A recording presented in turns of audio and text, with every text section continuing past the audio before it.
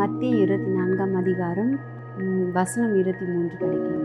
அக்காலத்திலே கள்ள கிறிஸ்துக்களும் கள்ள தீர்க்கதரிசிகளும் எழும்பி தெரிந்து கொள்ளப்பட்டவர்களை வஞ்சிக்க கூடுமானால் அவர்களையும் வஞ்சிக்கத்தக்கதாக மிகுந்த அதிசயங்களையும் அற்புதங்களையும் செய்வார்கள். இயேசுசாமி மத்தேயு 24ஆம் அதிகாரத்தில் அநேக காரியங்களை சொல்லியிருக்காங்க. அதில் இந்த ஒரு காரியமும் கடைசி நாட்களில் என்ன செய்வாங்க, அநேக கள்ள தீர்க்கதரிசிகளும் கள்ள கிறிஸ்துக்களும் எழும்பி தெரிந்து கொள்ளப்பட்டவர்களையும் என்ன செய்வாங்க, வஞ்சிப்பாங்க அப்படின்னு சொல்லப்பட்டிருக்கு. இது மட்டும் இல்லை, பல அடையாளங்களை கர்த்தர் சொல்லியிருக்காங்க. நம்ம இப்போ இருக்கிறது கடைசி நாட்கள், கடைசி காலத்தில் இருக்கிறோம் நம்ம அப்படின்னு சொல்கிறோம். அப்போது அந்த கடைசி நாட்கள் அப்படின் போது அநேக சம்பவங்கள் இப்போ நடந்துகிட்டு இருக்குது. பூமி அதிர்ச்சிகள், நிலநடுக்கங்கள், அங்கங்கே யுத்தங்களையும் யுத்தங்களின் செய்திகளையும் கேள்விப்படுவீங்க அப்படின்னு சொல்லப்படுது. அப்போ யுத்தங்களை செய்தியை நம்ம கேட்குறோம். யுத்தம் நடக்குது, ராஜ்யத்துக்கு விரோதமாக ராஜ்யம் எழுமும் சொல்லப்பட்டிருக்கு. அப்போது நமக்கு கர்த்தர் இயேசுசாமி சொன்ன இந்த வசனங்கள், இந்த வார்த்தைகள் எல்லாம் நிறைவேறிக்கொண்டே இருக்குது. அப்படியே எல்லாமே நடந்துகிட்டு இருக்குது. அப்போது அதே விதமாக இந்த இன்னொரு காரியத்தை கர்த்தர் சொல்லியிருக்காங்க. கள்ள தீர்க்கதரிசிகள் எழும்பி கூடுமானால் தெரிந்து கொள்ளப்பட்டவர்கள் என்ன செய்வாங்க, வஞ்சிப்பாங்க அப்படின்னு சொல்லிட்டு. அப்போது இந்த கள்ள தீர்க்கதரிசிகள் எப்படி எழும்புவாங்க, என்ன செய்வாங்க அப்படின்னு சொல்லிட்டு அதை குறித்து நம்ம பார்க்கலாம். 2 பேதுரு 2ஆம் அதிகாரம் 1-3 வரை படிக்கலாம். ஆனால் கள்ள தீர்க்கதரிசிகளும் ஜனங்களுக்குள்ளே இருந்தார்கள். அப்படி உங்களுக்குள்ளும் கேடான வேத புரட்டுக்களை நுழைய பண்ணி தங்களை கொண்ட ஆண்டவரை மறுதலித்து தங்கள் மேல் தீவிரமான அழிவை வருவித்து கொள்ளுகிற கள்ள போதகர் இருப்பார்கள் அப்படின்னு சொல்லப்பட்டிருக்கு. ஜனங்களுக்குள்ளே என்ன இருந்தாங்கன்னா, கள்ள தீர்க்கதரிசிகள் ஜனங்களுக்குள்ளே இருந்தார்கள் அப்படின்னு. அதே போல் இந்த நாம் வாழ்ந்து கொண்டிருக்க இந்த கடைசி நாட்களில் அநேக கள்ள போதகர்கள் என்ன செய்வாங்க, இருப்பாங்க. அவங்க என்ன செய்வாங்களாம், அவர்கள் உங்களுக்குள்ளே கேடான கேட்டுக்கு போகக்கூடிய, நரகத்துக்கு போகக்கூடிய அப்படிப்பட்ட வேத புரட்டுக்களை நுழைய பண்ணி, வேதத்திலிருந்து அந்த வேதத்தை புரட்டி அதை நுழைய பண்ணி தங்களை கொண்ட ஆண்டவரை மறுதலித்து தங்கள் மேல் தீவிரமான அந்த அழிவை வருவித்து கொள்ளுகிற கள்ள போதகர் என்ன செய்வாங்க, இருப்பாங்க அப்படின்னு சொல்லப்பட்டிருக்கு. அது மட்டும் இல்லை, அவர்களுடைய கேடுகளை அநேகர் பின் செல்வாங்க. அப்போது இவங்க என்ன டீச் பண்ணுறாங்களோ, என்ன சொல்கிறாங்களோ அதை கேட்டுட்டு என்ன செய்வாங்க, அநேகர் அதன்படி என்ன செய்வாங்க, பின் சென்று அதை கை கொண்டு நடப்பாங்க. அவர்களால் சத்திய வழி தூஷணிக்கப்படும். அப்படிப்பட்ட நபர்களால், அப்படிப்பட்ட கள்ள தீர்க்கதரிசிகளால் என்ன நடக்குன்னா, அந்த சத்திய வழி என்ன பண்ணுமா, தூஷிக்கப்படும் அப்படின்னு சொல்லப்பட்டிருக்கு. அதுக்கடுத்து கட்டு வார்த்தைகளால் உங்களில் பொருளாசையாய் வியாபாரம் பண்ணுவார்கள். அவர்களுக்கு பூர்வ காலம் துவக்கி வைத்த ஆக்கினை அசந்திராமலும் அவர்கள் அழிவு உறங்காமலும் இருக்குது. அப்போது அந்த கட்டு வார்த்தைகளால் என்ன செய்வாங்களா, உங்களை பொருளாசையை வியாபாரம் பண்ணுவாங்களா. ஒரு பொருளாசையை காட்டி ஒரு கட்டுக்கதைகளை விதைத்து கட்டுக்கதைகளாக பேசி என்ன செய்வாங்கன்னா, அவங்களுக்குள்ள ஒரு ஆசையை தூண்டி, ஒரு இச்சையை தூண்டி என்ன செய்வாங்க, பொருளாசையாய் வியாபாரம் பண்ணுறது போல் வியாபாரமே பண்ணுவாங்களாம். அவங்களுக்கு என்று என்ன வைத்திருக்கான், பூர்வ காலம் துவக்கி வைத்த ஆக்கினை அசந்திராமலும். அப்படிப்பட்டவருடைய அழிவு என்ன ஆகாது, உறங்காமலும் இருக்குது. அவங்களுக்கு என்று ஒரு காலகட்டம், அந்த நேரம் வரும்போது அவங்களுக்கு வைத்திருக்க அந்த ஆக்கினை, அவங்களுக்கு என்று வைக்கப்பட்டிருக்க அந்த அழிவு என்ன ஆகும்னு சொன்னால், அந்த அழிவு தூங்கலை, அப்படியே உறங்காமல் அப்படியே இருக்குது, அவங்களுக்குன்னு வைக்கப்பட்டிருக்குது அப்படின்னு சொல்கிறாங்க. அப்போது இந்த நாட்களில் அநேக கள்ள தீர்க்கதரிசிகள் என்ன செய்வாங்க, எழும்பி அநேக ஜனங்களை வஞ்சித்து அவங்க கேட்டுக்கு போகிற வாசலுக்கு வழியாய் கேடான வேத புரட்டுக்களை புரட்டி என்ன செய்வாங்க, ஜனங்களை வஞ்சித்து கெடுத்து சரியான கர்த்தருடைய வழி பக்கம் போக விடாதபடிக்கு அவங்க ஏமாற்றுவாங்க. அவங்க என்ன செய்யணும், அடையாளம் கண்டுபிடிக்கணும், அவங்க எப்படிப்பட்டவங்க, எப்படி இருப்பாங்க, என்ன செய்வாங்க அப்படின்னு சொல்லிட்டு. அதனால் இப்படிப்பட்ட கள்ள தீர்க்கதரிசிகளுக்கு என்ன செய்யணும், எச்சரிக்கையாக இருக்கணும். நம்ம இன்னும் சில வசனங்களை படிக்கலாம். மத்தேயு 7ஆம் அதிகாரம் வசனம் 13-27 வரைக்கும் படிக்கலாம். என்ன சொல்லப்பட்டிருக்கு அப்படின்னா, கேட்டுக்கு கொண்டு போகிற வாசல் விரிவாயும் வழி விசாலவுமாயும் இருக்கிறது அல்லாமலும் அதின் வழியாய் பிரவேசிக்கிறவர்கள் அநேகர். ஆதலால் இடுக்கமான வாசல் வழியாய் ஜீவநீர் பிரவேசியுங்கள். ஜீவனுக்கு கொண்டு போகிற வாசல் மிகவும் இடுக்கமாயும் வழி நெருக்கமாயும் இருக்கின்றது. சிலர் மாத்திரம் அதை கண்டடைகிறார்கள். சுவாமி என்ன சொல்றாங்க அப்படின்னா, கேட்டுக்கு கொண்டு போகிற வாசல், கேடான காரியத்துக்கு நரகத்துக்கு கொண்டு போகிற வாசல் எப்படி இருக்கான்? விரிவா இருக்கான். விரிவாயும் வழி விசாலமுமா இருக்கான். அது போறதுக்கு வழி பெருசா இருக்கு, விரிவா இருக்கு, விரிந்து இருக்கு, விசாலமா இருக்கான். அல்லாமலும் அதின் வழியாய், அது மட்டும் இல்லை, அப்படிப்பட்ட அந்த கேட்டுக்கு போகிற வாசல் வழியாய், அந்த விசாலமான அந்த வாசல் வழியாய் பிரவேசிக்கிறவங்க எப்படி இருப்பாங்கன்னா அநேகரா இருப்பாங்க. அதின் வழியாய் பிரவேசிக்கிறவர்கள் அநேகர் அப்படின்னு சொல்லப்பட்டிருக்கு. அதனால இடுக்கமான வாசல் வழியாய் ஜீவனில் பிரவேசியுங்கள். அப்படி இருப்பதனால, கேட்டுக்கு போகிற வழி விரிவா விசாலமா இருப்பதனால நீங்க எப்படி போகணும்? நீங்க இடுக்கமான வாசல் வழியாய் ஜீவனுக்குள்ள என்ன செய்யணும்? நீங்க பிரவேசிக்கணும் அப்படின்ட்டு ஏசாமி சொல்றாங்க. அப்போ அந்த ஜீவனுக்கு கொண்டு போகிற வாசல் எப்படி இருக்கான்? மிகவும் இடுக்கமாயும் இருக்கான். அந்த ஜீவனுக்கு போகணும் அப்படின்னு சொன்னா அந்த வாசல் எப்படி இருக்கு? இடுக்கமாயும் வழி நெருக்கமாயும் இருக்கின்றது. சிலர் மாத்திரம் அதை கண்டு அடைகிறார்கள். இந்த இடுக்கமான வாசல் வழியே போறவங்க எப்படி இருக்காங்கன்னா சிலர் மாத்திரம் இருக்காங்க. அந்த இடுக்கமான வாசல் வழி நெருக்கமா இருக்குது, அந்த வழியாய் கடந்து செல்றவங்க சிலர் மட்டும்தான் அதை கண்டு அதை அடைகிறாங்களாம். ஆனா மற்றவங்களாம் எங்க போறாங்க? அநேகர் என்றவங்க ஒரு பெரிய விசாலமான அந்த கேட்டு கொண்டு போகிற வாசல் வழியா என்ன செய்யறாங்க? பிரவேசிக்கிறாங்க அப்படின்ட்டு ஏசாமி சொல்றாங்க. அதை சொல்லிட்டு அதுக்கு அடுத்த வசனம் படிக்கலாம். 15 அப்படியே கண்டினியூஸா தொடர்ந்து வருது.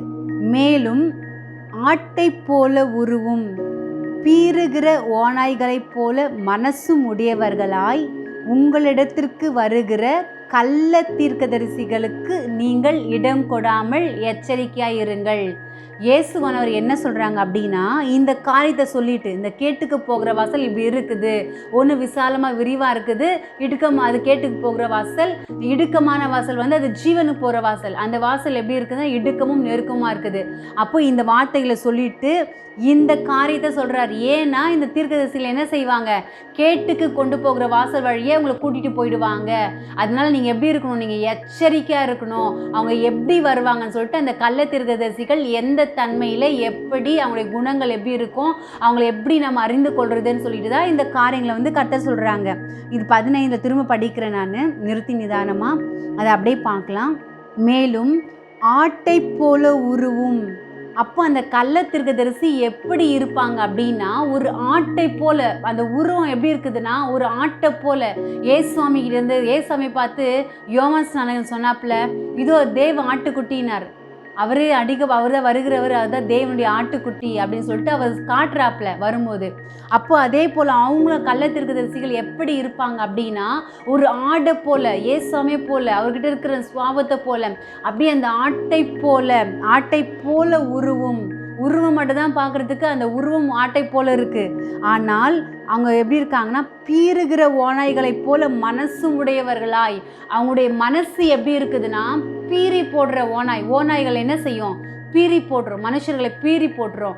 அப்படிப்பட்ட ஓநாய்களைப் போல பீறுகிற மனசை உடையவர்களா என்ன பண்றாங்க? இந்த கள்ள தீர்க்கதரிசிகள் இருக்கிறாங்க அப்படின்னு சொல்றாரு. அதனால அப்படிப்பட்டவங்கிட்ட என்ன செய்யுங்க? அந்த கள்ள தீர்க்கதரிசிகளுக்கு நீங்கள் இடம் கொடாமல் எச்சரிக்கையாய் இருங்கள். அவங்க பேசுகிற போதகத்திற்கு, அவங்க சொல்கிற வார்த்தைகளுக்கு, அவங்க காட்டுற அந்த வழிகாட்டுதலுக்கு நீங்கள் என்ன செய்யுங்க? இடம் கொடுக்காதீங்க. அதன்படி நீங்கள் கேட்காதீங்க. அவங்க சொல்கிற காரியத்துக்கு நீங்கள் இடம் கொடுக்காமல் என்ன செய்யாதீங்க? அதன்படி கை கொண்டு நடக்காமல் நீங்கள் எப்படி இருங்க? எச்சரிக்கையாக இருங்க அப்படின்னு சொல்லிட்டு இயேசுவாமி சொல்கிறாங்க நமக்கு. அதுக்கு அடுத்து என்ன சொல்கிறாங்க அப்படின்னா 16வது வசனம் படிக்கலாம். எவர்களுடைய அந்த கள்ள தீர்க்கதரிசிகளுடைய அவர்களுடைய கனிகளிலே அவர்களை அறிவீர்கள். இப்படிப்பட்ட கள்ள தீர்க்கதரிசிகளை எப்படி அறியணும் அப்படின்ட்டு ஏசாமி சொல்றாப்புல என்ன சொல்றாங்க அப்படின்னா அவர்களுடைய அந்த கள்ள தீர்க்கதரிசிகளுடைய கனிகளிலே அவர்களை அறிவீர்கள் சொல்லிட்டு முட்செடிகளில் தீவி திராட்சை பழங்களையும் முட்பூண்டுகளில் அத்தி பழங்களையும் பறிக்கிறீர்களா? முட்செடியில் வந்து ஒரு தீவி திராட்சை பழத்தை வந்து முட்செடியில் பறிக்க முடியுமா? இல்லை பூண்டு செடி இருக்கு இல்லையா, அந்த முட்பூண்டு செடிகளில் அத்தி பழங்களை பறிக்க முடியுமா? பறிக்கிறார்களா? நல்ல மரங்கள் எல்லாம் நல்ல கனிகளை கொடுக்கும். அவர் சொல்றாரு, நல்ல மரம் எப்படி இருக்கும்? நல்ல கனியை தான் கொடுக்கும் அப்படின்னு சொல்லிட்டு கெட்ட மரமோ என்ன செய்யும்? பொல்லாத கனிகளை கொடுக்கும். ஒரு கெட்ட நபர் இருக்காங்க, ஒரு கெட்ட தீர்க்கதரிசி இருக்காங்க அப்படின்னா அவங்க பொல்லாத காரியங்களை எடுத்து உரைக்கிறாங்க. அதை கேட்டு நடக்கிறவங்களும் எப்படி இருக்காங்கன்னா பொல்லாதவங்களா இருப்பாங்க. அப்போ நல்ல மரம் நல்ல கனிகளை கொடுக்கும், கெட்ட மரமோ பொல்லாத கனிகளை கொடுக்கும். நல்ல மரம் பொல்லாத கனிகளையும் கெட்ட மரம் நல்ல கனிகளையும் கொடுக்க மாட்டாது. நல்ல மரம் வந்து பொல்லாத கனிகளையும் கெட்ட மரமோ நல்ல கனிகளையும் என்ன செய்யாது? கொடுக்க மாட்டாது அப்படி சொல்லிட்டு என்ன சொல்றாங்கன்னா 19 வசனத்துல, நல்ல கனிகளை கொடாத மரங்கள் எல்லாம் இப்படி இருக்கும் பொழுது, அந்த நல்ல கனி கொடுக்கல இல்லையா, அந்த நல்ல கனி கொடாத இருக்கிற அந்த மரங்கள் எல்லாம் என்ன செய்யப்படும்? வெட்டுண்டு அக்கினியிலே போடப்படும். அவங்க எப்படி இருப்பாங்க அப்படின்னு சொல்றாங்க. அப்போ இந்த கள்ள தீர்க்கதரிசிகள் என்ன செய்வாங்களாம்? அவங்க என்ன செய்வாங்க? அவங்ககிட்ட இருக்கிற கனி எப்படி இருக்கும்?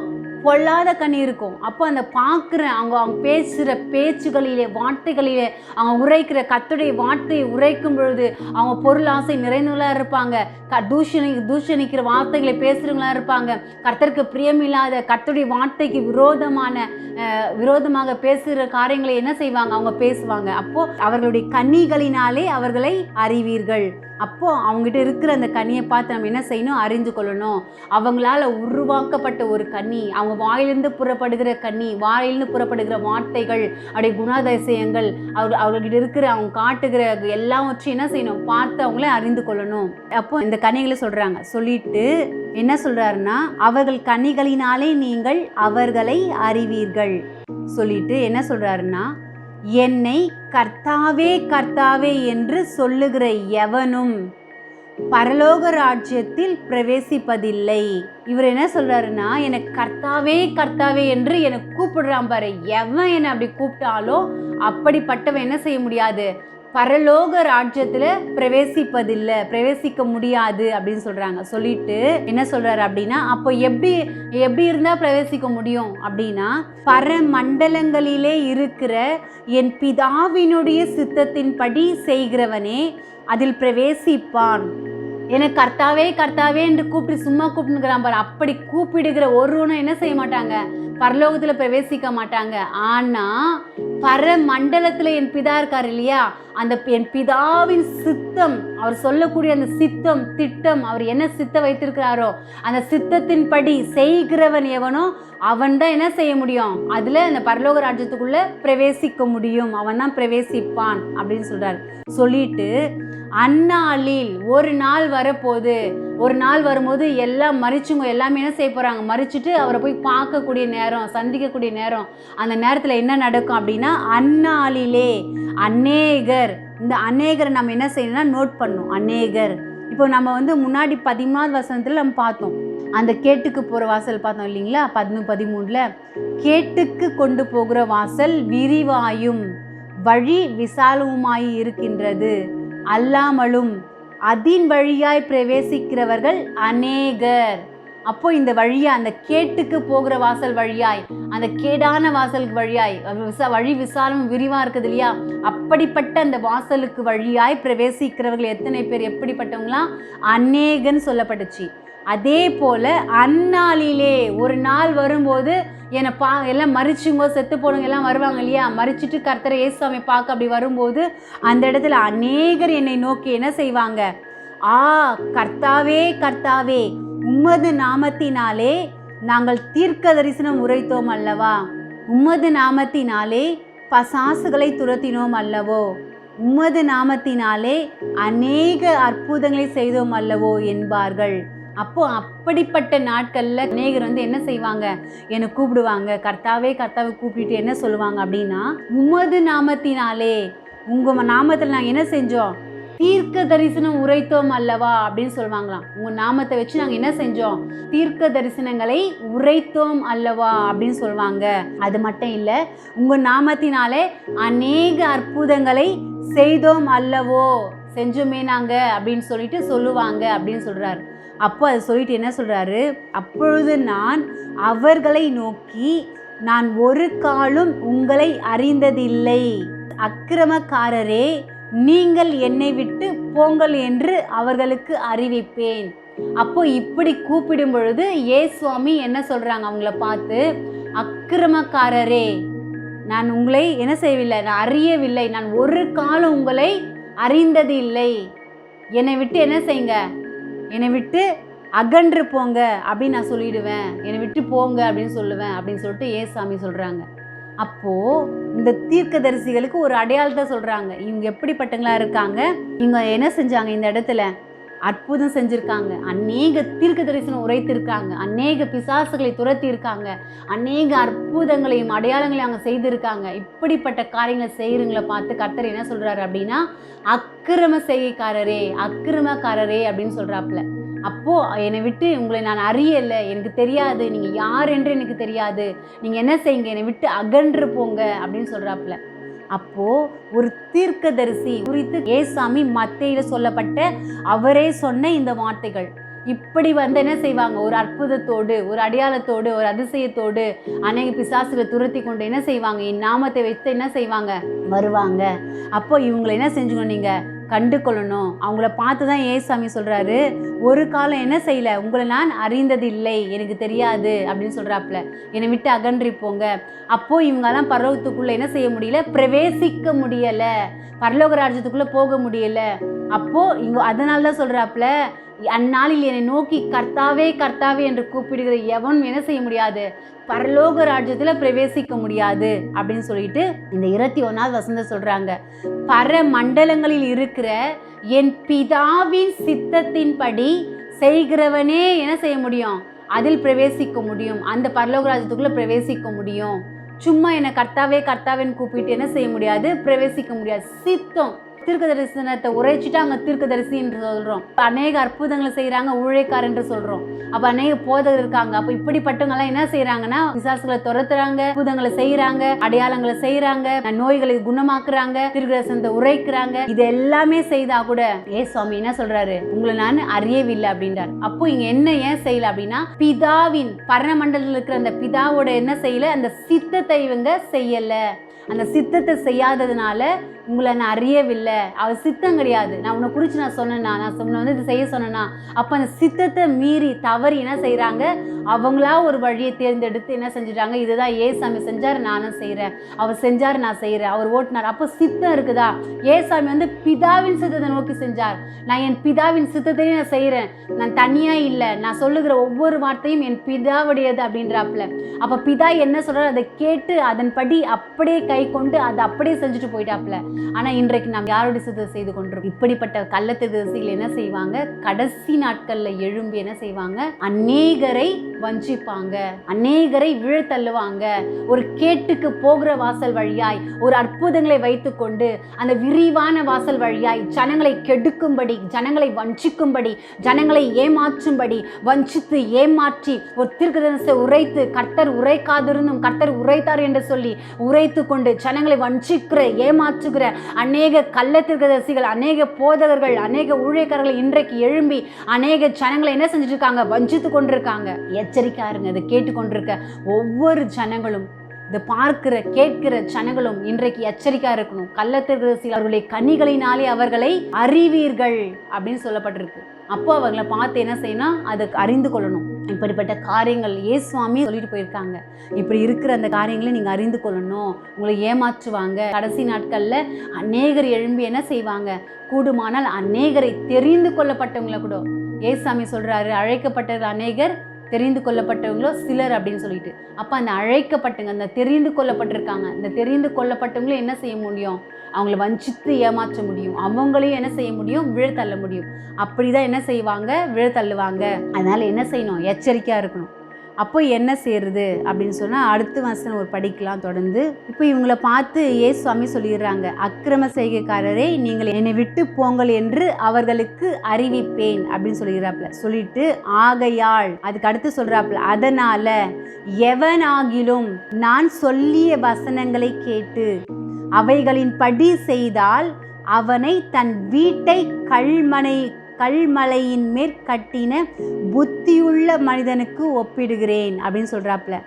எவனானாலும் யாரானாலும் இயேசுவாமி சொல்லி அந்த வசனங்களை, இயேசுவாமி போதிக்கிற அந்த வார்த்தைகளை, அந்த வசனங்களை கேட்டு அவைகளின் படி செய்தால், யாரெல்லாம் இயேசுவாமி சொல்ற அந்த வார்த்தையை, அந்த வசனத்தை கேட்டு அதன்படி அப்படியே கை கொண்டு செய்தால், அப்படிப்பட்டவனை அவர் என்ன செய்வாராம், தன் வீட்டை, அப்படி நடக்கிறான் இல்லையா, வசனத்தின்படி நடக்கிறான், இயேசுவாமி சொல்ற வார்த்தையை கேட்டு அப்படியே கீழ்ப்படிந்து நடக்கிறான், அப்படிப்பட்டவன் அவன் தன் வீட்டை, அவனுடைய வீடு எங்க இருக்குமா, கல்மலையின் மேல், ஒரு பாறையில அந்த கல் மலையின் மேல் கட்டின புத்தியுள்ள ஒரு மனிதனுக்கு நான் ஒப்பிடுவேன். அப்போ இயேசுவாமியோட ஒரு புத்தியுள்ள மனிதனா யார் இருக்காங்க அப்படின்னா, இயேசுவான சொல்ற அந்த வார்த்தைகளை கேட்டு, அந்த வசனங்களை கேட்டு அதை கை கொண்டு அப்படியே அதை செய்கிறவன் எவன் ஆனாலும், யாரானாலும், எப்படிப்பட்டவர்களானாலும் அதை கேட்டு யார் அப்படியே நடக்கிறார்களோ அப்படிப்பட்டவர்கள் தன்னுடைய வீட்டை எது மேல கட்டுறாங்க, கல்மலையின் மேல கட்டுறாங்க. ஒரு புத்தியுள்ள மனுஷனா அப்படி யார் செய்கிறாங்களோ அவங்கள பார்த்து அவங்க தான் புத்தி உள்ள ஒரு மனுஷனாக இருக்கிறான். அப்படிப்பட்ட மனுஷனுக்கு நான் என்ன செய்கிறேன், ஒப்பிடுறேன் அப்படின்னு சொல்லிட்டு இயேசுவாமி சொல்கிறாங்க. சொல்லிட்டு அந்த வீடு இப்படி கட்டினா இல்லையா, ஒரு புத்தியோட மனுஷனா கீழ்ப்படிந்து வசனத்தை கேட்டு கட்டினா இல்லையா, அந்த வீடு என்ன ஆகுமா, அந்த வீடு கல்மலையின் மேல் அஸ்திபாரம் போட்டிருந்தபடியால், அந்த வீடு எது மேலே அஸ்திபாரம் போடப்பட்டிருக்குது, அந்த கல் நல்ல ஸ்ட்ராங்காக இருக்கிற ஒரு நல்ல ஒரு கல் மலையின் மேலே அஸ்திபாரம் போடப்பட்டிருக்கபடியால் பெருமழை சொரிந்தும் பெருவெள்ளம் வந்தும் காற்றுகள் அடித்தும் அந்த வீட்டின் மேல் மோதியும் அது விழுந்ததில்லை. இப்போ அந்த வீடு வந்து அஸ்திபாரம், அந்த கல் மலையின் மேலே அஸ்திபாரம் போடப்பட்டு ஸ்ட்ராங்காக கட்டப்பட்டிருக்கு. இப்போது அந்த இடத்துல என்ன பெருமழை வருது, பெரிய மழை வந்து என்ன ஆகுது, பெருமழை வருது, வெள்ளம் வந்து அடிக்குது, காற்றுகள் அடிக்குது, அடித்து அந்த வீட்டின் மேலே மோதுது. அப்படி மோதினாலும் என்ன செய்ய முடியல, மோதியும் அது விழுந்ததில்லை. அந்த வீடு என்ன செய்ய முடியல, விழ முடியல. அது கல்மலை, கண்மலையாகிய அந்த இயேசுவின் மேலே போடப்பட்டிருக்க அஸ்திபாரம், கிறிஸ்துவின் மேல், கிறிஸ்துவே கண்மலையாக இருக்கிறாப்புல. அப்போ அவர் மேலே, அந்த கல்மலை மேலே, அவர் மேலே கட்டப்பட்ட ஒரு அஸ்திபாரமாக இருக்குது. அவர் வசனத்தை கேட்டு அதன் கை கொண்டு, அவர் சொல்கிற வார்த்தைகளை கேட்டு அப்படியே கை கொண்டு யார் நடக்கிறானோ, அதை பிரியாசப்படுறாங்களோ, அப்படியே தன்னை மாற்றிக்கொள்றாங்களோ, அப்படி நடக்கிறவன் எப்படிப்பட்டவன், ஒரு புத்திமான், ஒரு புத்தி உள்ளவனா இருக்கிறாங்க. அந்த புத்தி உள்ளவனுக்கு ஒப்பிடுறார் இயேசுவாமி. அப்படிப்பட்ட வீடு வந்து கல்மழையோ வெள்ளமோ பெருங்காற்றோ என்ன அடித்தாலும் என்ன செய்ய முடியல, அது மேலே அது விழலை அப்படின்னு சொல்லிட்டு சொல்றாப்புல.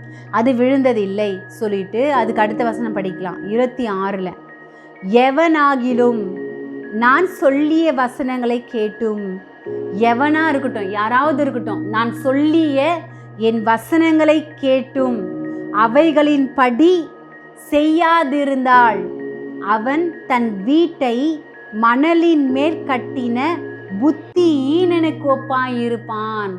இப்போ அடுத்து ஒரு காரியம் ஏசாமி சொல்றாப்புல. ஏசாமி சொல்ற அந்த வசனங்கள், அந்த வார்த்தைகளை கேட்டு அவைகளின் படி செய்யாத யார் இருக்காங்களோ, செய்யாதிருக்கிறவன் எவனோ, அவன் ஒரு வீட்டை கட்டுறான் இல்லையா, அந்த வீடு எப்படி இருக்குமா, மணலின் மேல் கட்டின புத்தி ஈனனான, புத்தி இல்லாத ஒரு மனிதனுக்கு ஒப்பா இருக்கிறான் அப்படின்ட்டு சொல்றாங்க. அப்போ இப்படி இவனுடைய வீடு என்ன நடக்கும், என்ன ஆகும் அப்படின்னு சொல்லிட்டு அடுத்த வசனம் படிக்கலாம். 27 படிக்கலாம். பெருமழை சொரிந்து பெருவெள்ளம் வந்து காற்றுகளும் அடித்து அந்த வீட்டின் மேல் மோதிய பொழுது அது விழுந்து முழுவதும் இடிந்து போயிற்று என்றார். அப்போ அந்த மணல் மேலே கட்டப்பட்ட அந்த வீடு என்ன ஆகுதுன்னா, பெருமழை வந்துச்சு, பெருமழை அடித்துன்னு வருது, பெரு வெள்ளமும் வருது, காற்றுகளும் என்ன பண்ணுது, அடிக்குது, அடித்து அந்த வீட்டின் மேல் மோதுது. மோதின பொழுது என்ன ஆச்சுன்னா, அந்த வீடு என்ன ஆச்சு, முழுவதும் விழுந்து, அந்த வீடு விழுந்து முழுவதும் இடிந்து போயிற்று என்றார். அப்போ அந்த மணல் மேலே கட்டப்பட்ட அந்த வீடு என்ன ஆகுதுன்னா, அது விழுந்து முழுசா என்ன ஆயிடுச்சு, அழிஞ்சு போயிடுச்சு. அப்போது அது அழியாமல் இருக்கணும் அப்படின்னு சொன்னால் கிறிஸ்து மேலே, அந்த கண்மலையாகிய அந்த கல்மலையின் மேலே அவர் மேலே அஸ்திபாரம் போட்டு இயேசுவானவர் சொல்கிற அந்த வார்த்தையின்படி கேட்டு அதை கை கொண்டு யார் நடக்கிறாங்களோ, ஒரு வசனத்தை கேட்டு, அதுதான் வழி, ஒரே ஒரு வழி அதுதான். ஏசாமி சொல்கிற இந்த வசனங்கள், இந்த வார்த்தைகளை கேட்டு இதன்படி கை கொண்டு அப்படியே யார் நடக்கிறாங்களோ, அது காற்றடித்தாலும் புயல் அடித்தாலும் வெள்ளம் வந்தாலும் என்ன நடந்தாலும் அந்த வீடு என்ன ஆகாது, அது இடிக்கப்படாதபடி அந்த கல் மலையின் மேல் கட்டப்பட்ட ஒரு அஸ்திபாரம் போடப்பட்ட ஒரு வீடாக இருப்பதினால் அந்த வீடு அழிந்து போகாதபடிக்கு எப்படிப்பட்ட ஒரு வீடாக இருக்கும், ஒரு ஸ்ட்ராங்கான ஒரு வீடாக இருக்கும். அது கிறிஸ்து மேலே அஸ்திபாரம் போடப்பட்டிருக்குது. அந்த கல் மலை, அந்த கண் மலையாக கிறிஸ்து அவர் தான். அப்போது அவர் மேலே, அந்த கல் மலையின் மேலே அஸ்திபாரம் போடப்பட்டிருக்கப்படினால் அது என்ன செய்ய முடியாது. என்ன அடித்தாலும், வெள்ளம் வந்தாலும், பெருவெள்ளம் வந்தாலும், காற்று அடித்தாலும், புயல் அடித்தாலும், என்ன மோதினாலும் என்ன செய்ய முடியாது. அது விழுந்து போகாமல் அது என்ன செய்ய முடியும், பாதுகாக்க முடியும். அப்போ அப்படிப்பட்ட மனுஷனை ஒரு புத்தி உள்ள ஒரு மனுஷன் அப்படின்னு சொல்லப்படுறாங்க. அப்போது இன்றைக்கு நம்ம பார்த்து கொண்டிருக்கோம், இப்படிப்பட்ட கள்ள தீர்க்கதரிசிகள் அநேகர் இந்த கடைசி நாட்களில் எழும்பி என்ன செய்வாங்க, அநேகரை வஞ்சிப்பாங்க.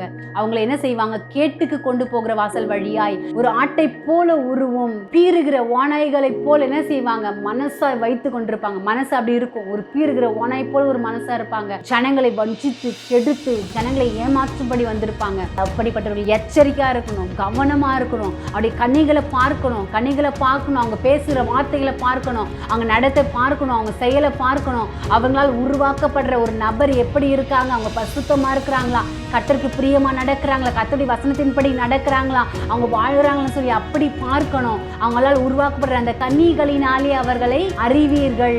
அப்போ இன்றைக்கு இந்த காலகட்டத்தில் நாம் கடைசி நாட்களை வாழ்ந்து கொண்டிருக்கோம். இன்றைக்கு எத்தனையோ ஜனங்களை ஏமாற்றும்படி வஞ்சிக்கும்படி அநேக கள்ள தீர்க்கதரிசிகள் எழும்பி ஜனங்களை ஏமாற்றும்படி வஞ்சிக்கும்படி தான் இருதயத்தில் இருக்கிற காரியங்களை வைத்து பேசிக்கொண்டு பொய் தரிசனங்களை, பொய் சாஸ்திரங்களை பார்த்து ஜனங்களை வஞ்சிக்கும்படி ஏமாற்றும்படி இன்றைக்கு ஏமாற்றுகிற ஒவ்வொரு தீர்க்கதரிசிகள் எச்சரிக்கையா இருக்கணும். நீங்க எச்சரிக்கையா இருக்கணும். இன்றைக்கு நீங்க ஜனங்களை வஞ்சிக்கும்படி ஏமாற்றும்படி வந்தா கர்த்தருடைய நியாய தீர்ப்பு உங்கள் மேல் வரும். கர்த்தர் பார்த்து கொண்டிருக்கார். ஒவ்வொருவருக்கும் அந்தந்த நாளுக்குரிய நியாய தீர்ப்பு நாளிலே கர்த்தர் நியாயத்துல கொண்டு வருவார். இன்றைக்கு அநேக கள்ள தீர்க்கதரிசி எழும்பியிருக்காங்க, ஜனங்களை ஏமாற்றி கொண்டிருக்காங்க, வஞ்சித்து கொண்டிருக்காங்க. சரியான வசனத்தின்படி நடத்துவது கிடையாது, பரிசுத்தத்தோடு வாழ்வது கிடையாது, ஜனங்களுக்கு சொல்ல வேண்டிய காரியங்களை சொல்லுவது கிடையாது. கடைசி நாட்கள் நம்ம வாழ்ந்து கொண்டிருக்கோம். இந்த கடைசி நாட்கள் எப்படிப்பட்ட காலங்கள் இது, ராஜ்யத்துக்கு ராஜ்யம் விரோதமாக எழும் என்று சொல்லப்பட்ட அந்த காரியங்கள் அப்படியே எழும்பி கொண்டிருக்குது. இப்போ கர்த்தர் சொன்ன இந்த மத்தேயுவில் சொல்லப்பட்ட ஒவ்வொரு வார்த்தைகளும் நிறைவேறி கொண்டிருக்கு. பூமி அதிர்ச்சிகள், நிலநடுக்கங்கள், பல இடங்களில் கொள்ளை நோய்கள் எல்லாமே பெருகி கொண்டிருக்கு. இதெல்லாம் பார்க்கும்போது இன்றைக்கு நாம் எச்சரிக்கையாக இருக்கணும். ஜனங்கள் ஒருவரும் ஏமாந்து போகக்கூடாது. கர்த்தருடைய நாட்கள் சீக்கிரத்தில் ஏசாமி வரப்போறாங்க. இனி காலம் செல்லாது. இப்போ இருக்கிற ஒரே ஒரு வாழ்க்கையில் பரிசுத்தத்தோடு கர்த்தருக்கு பிரியமாய் கர்த்தருடைய வசனத்தின்படி, கர்த்தர் சொல்ற அந்த வார்த்தையின்படி, ஏசாமி சொல்ற அந்த வசனத்தை கேட்டு அதை கை கொண்டு அவர் சொல்ற அவர் மேலே அந்த கல்மலை மேலே அஸ்திபாரத்தை போட்டு அப்படியே தன்னை மாற்றிக்கொண்டு அவருக்காக வாழுகிற ஒவ்வொருவரும் ஒரு புத்தி உள்ள ஒரு மனுஷனாக இருக்க முடியும். அப்படிப்பட்டவன் தான் தப்பிக்க முடியும். இனி இருக்கிற அந்த காலத்தில் இச்சைகளோடு, மாம்ச இச்சையோடு இன்றைக்கு பிசாசுகளை துரத்துவதும், தீர்க்கதரிசனங்களை உரைப்பதும், அற்புதங்களை செய்வதும், அதிசயங்களை செய்வதும், ஜனங்களை ஏமாற்றுவதும், வஞ்சித்து கொண்டிருக்கிற ஒவ்வொரு ஊழியக்காரர்கள் நீங்கள் மனம் திரும்பணும். ஜனங்களை வஞ்சித்து கொண்டிருக்கீங்க, ஜனங்களை ஏமாற்றி கொண்டிருக்கிறீங்க, ஜனங்களை ஏமாற்றி கொண்டு வஞ்சித்து போலியான அற்புதங்களை செய்து கொண்டு கர்த்தர் உங்களை அனுப்பாதிருந்தும் கர்த்தர் சொல்லாத இருக்கிற காரியங்களை சொல்லிக்கொண்டு ஏமாற்றி கொண்டிருக்கிறீங்க. ஒவ்வொரு தீர்க்கதரிசிகள் நீங்கள் எச்சரிக்கையா இருக்கணும். கர்த்தருடைய வார்த்தை, கர்த்தர் சொல்ற வசனத்தின்படி நடக்காதபடி ஜனங்களை கெடுத்து வஞ்சித்து ஏமாற்றி பொண்ணுக்காக, பொருளுக்காக, தன்னுடைய லாபத்துக்காக, சுய லாபத்துக்காக, தன் குடும்பத்திற்காக, வருமானத்திற்காக ஆதாயப்படுத்தும்படி இந்த ஊழியத்தை, கர்த்தருடைய ஊழியத்தை, கர்த்தர் கொடுத்த இந்த கனமான ஊழியத்தை ஒரு ஆதாய பொருளாக எண்ணி ஜனங்களை ஏமாற்றி கொண்டிருக்கிற, வஞ்சித்து கொண்டிருக்கிற ஊழியக்காரர்களே, போதகர்களே, தீர்க்கதரிசிகளே, எச்சரிக்கையா இருங்க. கர்த்தருடைய நியாய தீர்ப்பு வந்து கொண்டிருக்கிறது, உங்கள் மேலதான். எச்சரிக்கையா இருங்க. கர்த்தர் எல்லா காரியங்களையும் நியாயத்திலே கொண்டு வருவார். கர்த்தருடைய வசனத்தின்படி நடக்காதபடி, கர்த்தருடைய வார்த்தையின்படி நடக்காதபடி சுயநலமாய் தனக்கென்று புகழுக்காக, பேருக்காக, பெருமைக்காக சேர்த்து வைத்துக் கொண்டு அதற்காக ஓடிக்கொண்டிருக்க ஊழியர்கள் எத்தனை பேர் இன்றைக்கு யார் பார்த்து கொண்டிருந்தாலும் சரி, யார் பார்த்து கொண்டிருந்தாலும் இந்த வார்த்தைகளை கேட்டுக்கொண்டிருக்க ஒவ்வொருவரும் அப்படி கர்த்தருக்கு பிரியமாய் நடக்காத பட்சத்தில், கர்த்தருக்கு பிரியமில்லாத காரியங்களை ஓடிக்கொண்டிருக்க பட்சத்தில், கர்த்தருடைய ஊழியத்தை ஒரு ஆதாய தொழிலாக எண்ணிக்கொண்டு ஓடிக்கொண்டிருக்க ஒவ்வொருவரும் மனம் திரும்பணும். இன்றைக்கு நீங்கள் மனம் திரும்புங்க. ஒரே ஒரு வாழ்க்கை தான். கர்த்தர் கொடுக்குற அந்த வசனத்தின்படி தன்னை காத்து கொள்ளும் பொழுதுதான் நீ பரலோகத்தின் ராஜ்யத்துக்குள்ள பிரவேசிக்க முடியும். பிதாவிட சித்தத்தின்படி நீ செய்யும் பொழுதுதான் பரமண்டலில் இருக்கிற பிதாவிட சித்தம், அந்த சித்தத்தை அறிந்து நீ செய்யலன்னா, நீ எப்படிப்பட்ட ஊழியக்காரனா இருந்தாலும் சரி, நீ யாரா இருந்தாலும் சரி, ஒரு பெரிய தீர்க்கதரிசியா இருந்தாலும் கூட சரி, பரலோகத்தில் இருக்கிற பரமண்டலங்களில் இருக்கிற பிதாவின் சித்தத்தை நீ செய்யலன்னா, நீ தீர்க்கதரிசனம் உரைத்தாலும், அற்புதங்களை செய்தாலும், அதிசயங்களை செய்தாலும், உன்னுடைய அதிசயங்கள் அற்புதங்கள் எல்லாம் வீணா இருக்கும்.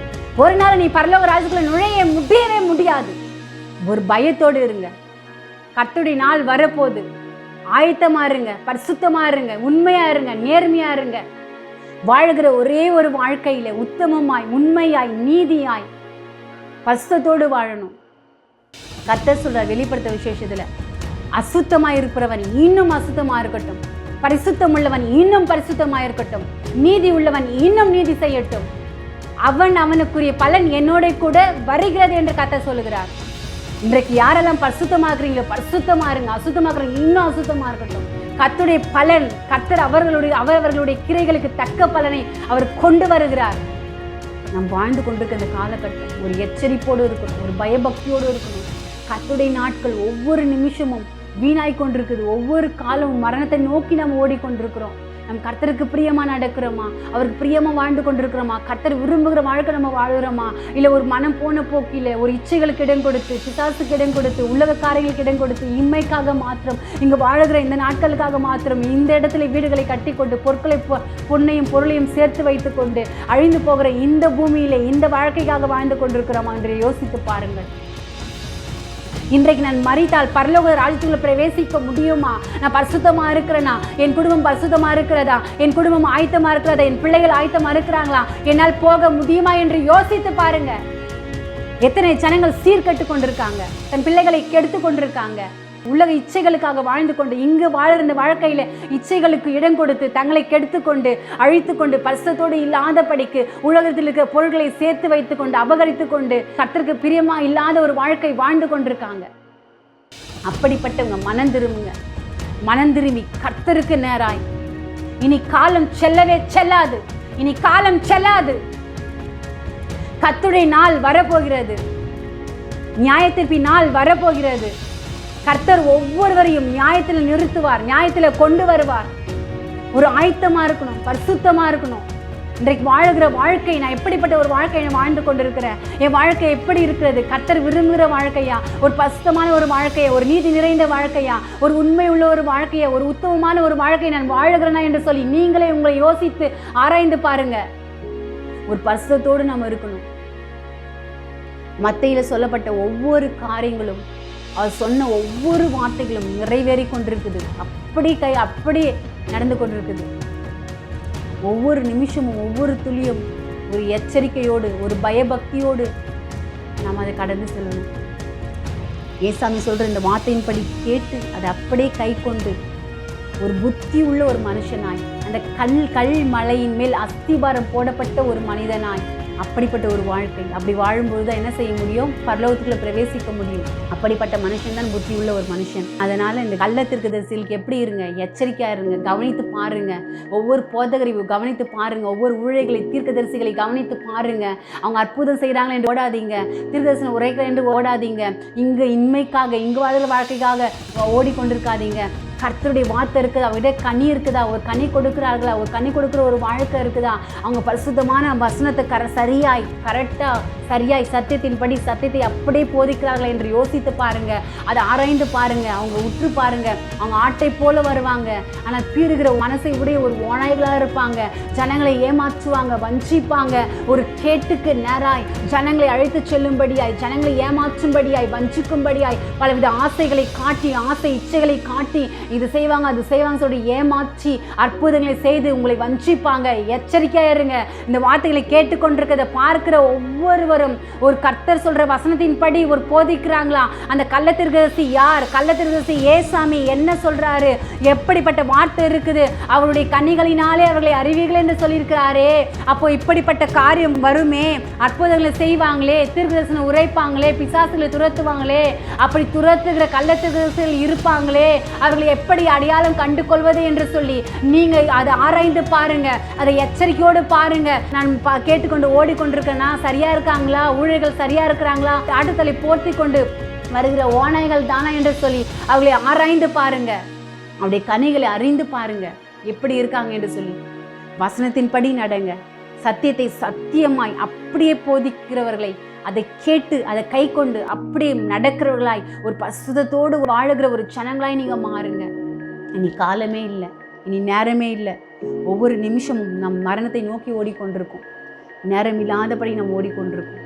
ஒரு பயபக்தியோடு கர்த்தர் சொல்ற இந்த வசனத்தின்படி, இந்த வார்த்தையின்படி அதை கேட்டு அதை கை கொண்டு வாழுகிற ஒரே ஒரு வாழ்க்கையில உண்மையாய் உத்தமமாய் கர்த்தருடைய வசனத்தை கேட்டு அதன்படி நடக்க பிரயாசப்படுங்க. கள்ள தீர்க்கதரிசிகள், கள்ள போதகர்கள், வஞ்சிக்கிற போதகர்கள், வஞ்சிக்கிற ஊழியர்கள், ஏமாற்றுகிற ஊழியர்கள், பொண்ணுக்காக பொருளுக்காக ஆசைப்பட்டு ஜனங்களை ஏமாற்றுகிற வஞ்சிக்கிற ஓநாய்கள், பீறி போடுகிற மனசை உடையவர்களாக இருக்காங்க. நீங்கள் எச்சரிக்கையாக இருங்க. அவங்களை கவனித்து பாருங்க, அவங்க எப்படிப்பட்டவங்க என்று கவனித்து பாருங்க. அப்படி இல்லாவிட அவர்களை விட்டு விலகி போங்க. வசனத்தின்படி போதிக்கிற யார், வசனத்தின்படி சத்தியத்தின்படி உண்மையாய் உத்தமாய் பொன் பொருள் மேல் ஆசை இல்லாதபடிக்கு கர்த்தர் பக்கம் திருப்புகிற, பரலோகத்திற்கு நேராய் நடத்துகிற அப்படிப்பட்ட ஊழியர்களை நோக்கி போங்க. கர்த்தருடைய வசனத்தை எடுத்துக்கொள்ளுங்க, கர்த்தருடைய வார்த்தையை எடுத்துக்கொள்ளுங்க, இதை கை கொண்டு அப்படியே நடங்க. யாரை நம்பி ஏமாந்து போய்விடாதீங்க. எச்சரிக்கையா இருங்க. இது கடைசி நாட்கள். அநேக கள்ள தீர்க்கதரிசிகள் எழும்புவாங்க, கள்ள ஊழியர்கள் எழும்புவாங்க, கள்ள போதர்கள் எழும்புவாங்க, உங்களை ஏமாற்றுவாங்க, வஞ்சிப்பாங்க. அப்படிப்பட்டவர்களுக்கு நீங்க எச்சரிக்கையா இருங்க. சத்திய வேதம் என்ன சொல்லுகிறது, கர்த்தருடைய வேதம் என்ன சொல்கிறது, கர்த்தருடைய வார்த்தை என்ன சொல்கிறது, ஏசுவாமி என்ன சொன்னாங்க, எப்படி எச்சரிக்கை இருக்க சொல்லியிருக்காங்க, அவருக்கு என்னென்ன சொன்னாரோ அதை பாருங்க. அதை பார்த்து அதன்படி கை கொண்டு நடங்க. கர்த்தருக்கு பிரியமா நடங்க. கர்த்தருடைய வேதத்தில் தியானம் பண்ணுங்க, தியானமா இருங்க, தியானத்தை பாருங்க, வசனத்தை ஒவ்வொன்றும் ஆராய்ந்து பாருங்க. உங்களை காத்து கொள்ளுங்க. இந்த நாட்கள்ல ஒரு பரிசுத்தோடு வசனத்தை கேட்டு இதன்படி கை கொண்டு நடங்க. ஒரு புத்தியுள்ள ஒரு மனுஷனா நடங்க. கர்த்தர் உங்களுக்கு உதவி செய்வாராக. ஆமென்.